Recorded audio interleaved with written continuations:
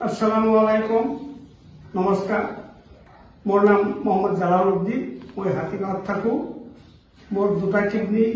বেয়া হৈ গ'ল ডেমেজ হৈ গ'ল মই GMCHত ট্ৰিটমেণ্ট কৰি আছো সপ্তাহত দুটাকে ডায়াগনচিছ কৰি আছো মোৰ বৰ্তমান আৰ্থিক অৱস্থা খুব শোচনীয়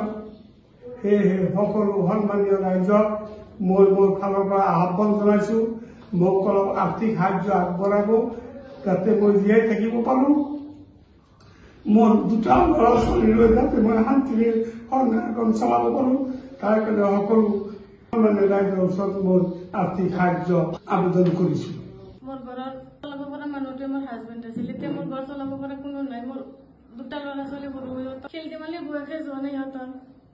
ডক্টৰৰ কোনো কথা বুজি নাপায় ঘৰৰ কোনো কথা বুজি নাপায় সিহঁতৰ ওচৰত মই কোনো কথা কৈ আবেগো প্ৰকাশ কৰিব নোৱাৰো